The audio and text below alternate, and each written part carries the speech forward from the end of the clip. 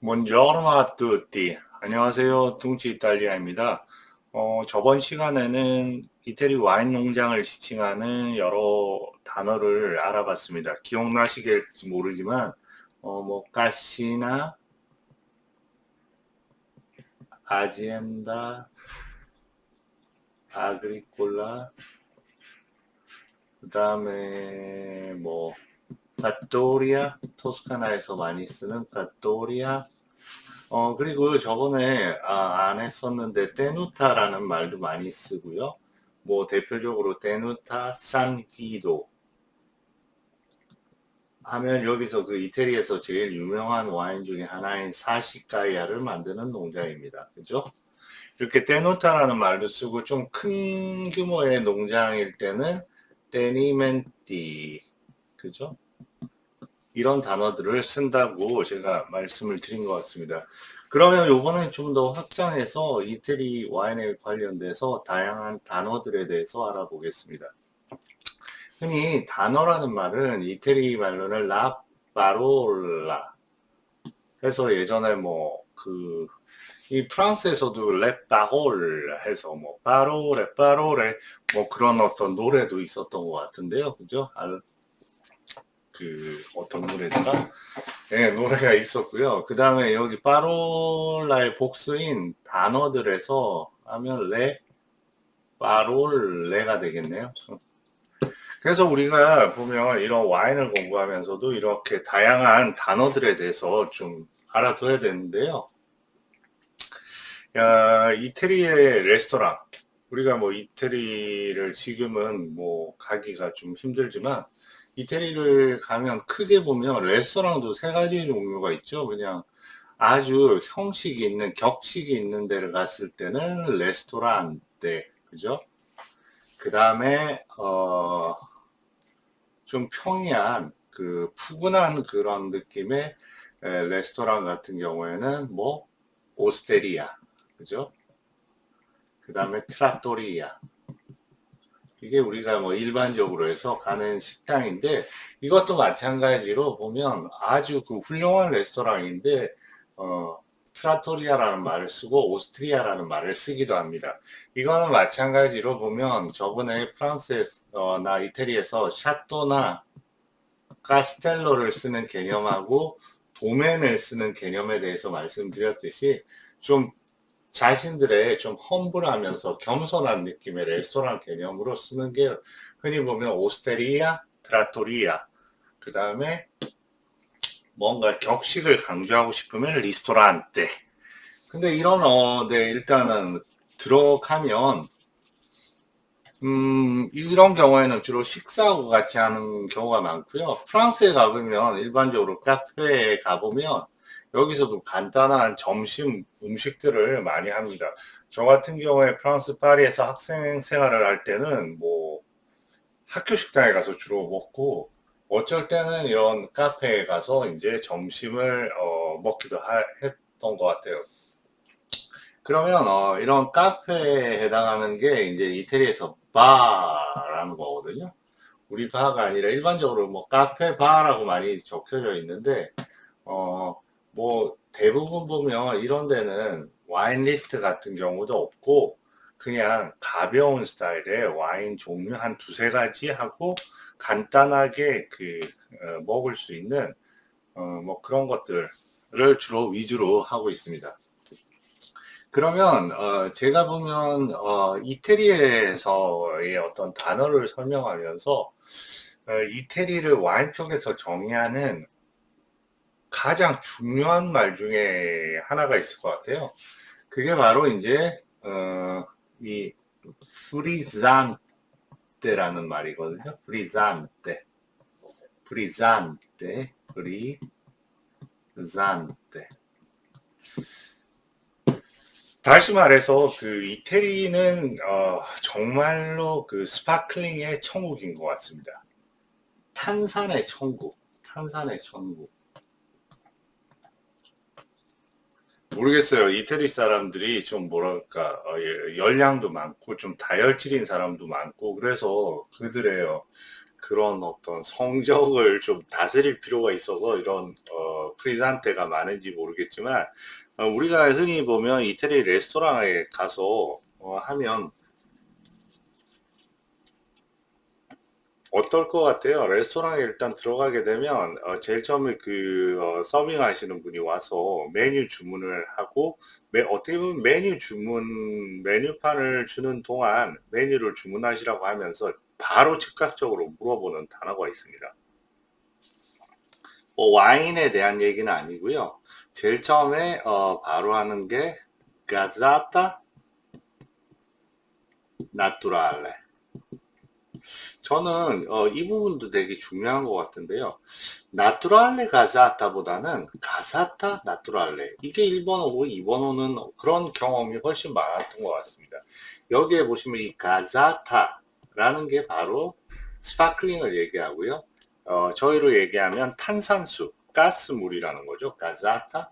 나투랄레는 일반적인 물.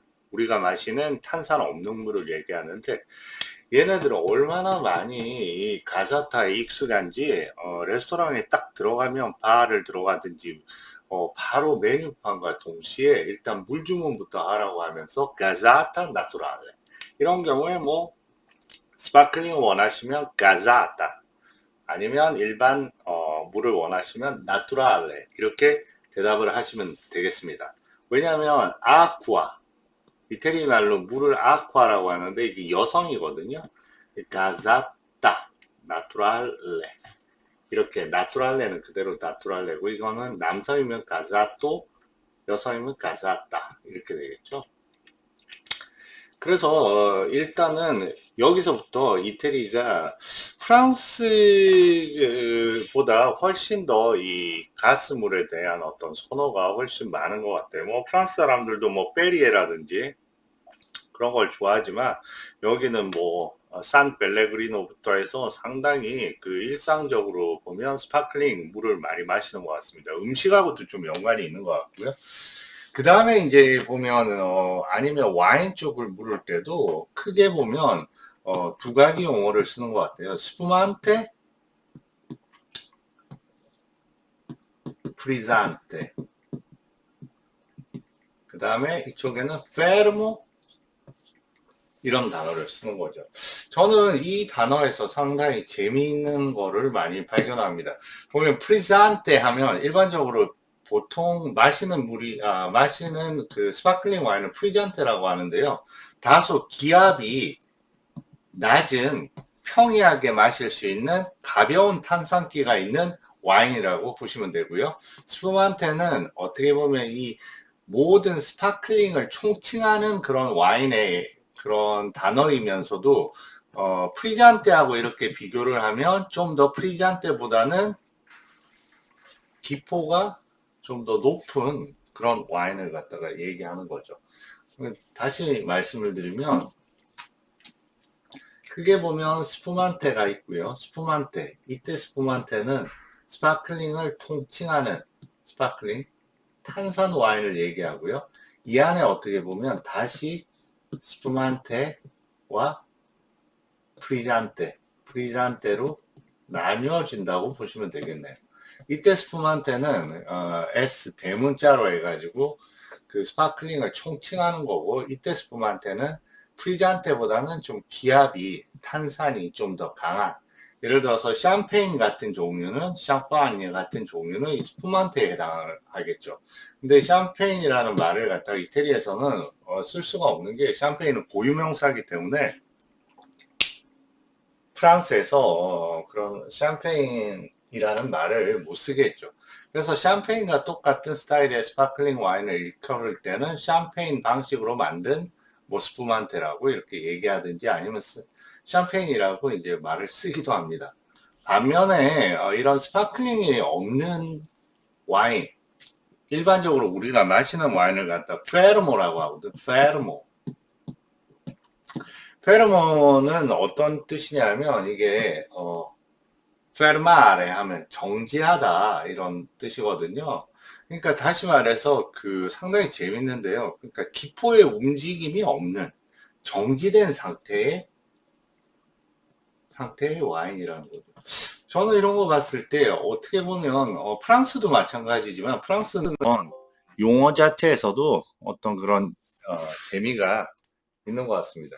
그래서 크게 보면 이태리에서 들어가면 요약하면 제일 처음에 이태리 사람들은 와인보다 와인 리스트를 주면서 음식 메뉴를 주문하기를 기다리면서 바로 물 주문부터 하라 그런다. 그랬을 때 바로 가자타 용어 자체에서도 나투랄레 재미가 그때도 라쿠아 가자타 라쿠아 나투랄레 이렇게 묻지 않고요.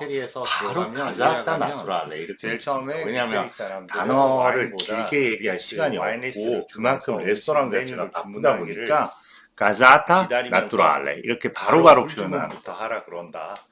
그 다음에 이제 프리잔테 흔히 보면 샴페인 같이 그렇게 고급스러운 스파클링보다는 가벼운 피포 와인을 많이 마시기 때문에 흔히 보면 프리잔테 페르모 단어를 이렇게 해가지고 두 가지를 물으면 그럼 저는 스파클링 좋다 하면 프리잔테 가자타 그다음에 나투랄레 이렇게 바로바로 그러니까 프리잔테를 선택하면 또 물어보겠죠. 그 다음에 로쏘 비앙 프리잔테 흔히 보면 우리는 프리잔테 스파클링 하면 전부 그 화이트만 있다고 생각하고 프랑스도 대부분 화이트가 많죠.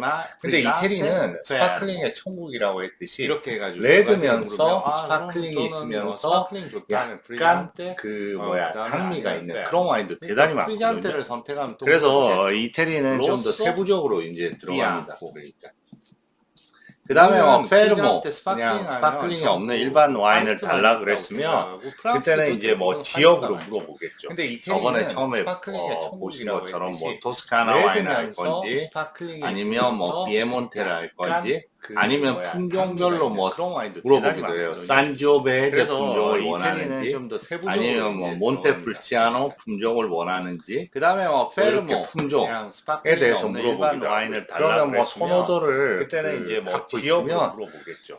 어떤 품종을 원한다. 거기에 대해서 이제 추천을 해달라. 이렇게 하면 추천을 해주고 만약에 이런 지역이나 아니면 품종별로 이런 품종에 대한 선호도가 없을 때는 품종을 원하는지 그냥 그 레스토랑에 일하시는 분에게 추천을 받아서 이렇게 품종 주문에 대해서 물어보기도 하고요. 근데 이제 여기서 보다 중요한 단어들이 몇 가지가 어떤 있어요. 품종을 원한다. 흔히 보면 와인 이름에 어떤 게 예를 들어서 보면 와인 이름에 이런 지역이나 배웠던 바르베라 품종에 대한 선호도가 없을 때는 바르베라 다스티 그냥 예를 들어서 레스토랑에 바르베라 다스티가 있고 그다음에 바르베라 그렇게 주문을 진행을 다스티. 근데 이제 여기서 보다 수페리오 몇 가지가 있어요. 이런 단어가 있죠. 와인 이름에 수페리오레는 이거하고 이거 차이가 뭔가. 와인 이름에 이것도 그다지 큰 차이는 아니고요. 이 단어를 만든 사람의 관점에서 생각해 보시면 될 것 같아요. 바르베라 다스티가 있고 그다음에 왜 만들었겠어요? 나름대로 해서 그 포도를 수확했는데 수페리오레 포도를 수확할 때 여러 가지 기준을 갖다가 정해주는데 그 기준 중에서 제일 중요한 거는 포도의 차이는 아니고요. 무르익음이겠죠. 이 단어를 만든 사람의 관점에서 생각해 보시면 될 것 같아요. 당시에 무르익음에 왜 만들었겠어요? 그러니까 적어도 이런 어떤 규정들이 없으면 무르익음을 갖다가 제대로 익지도 않은 포도를 가지고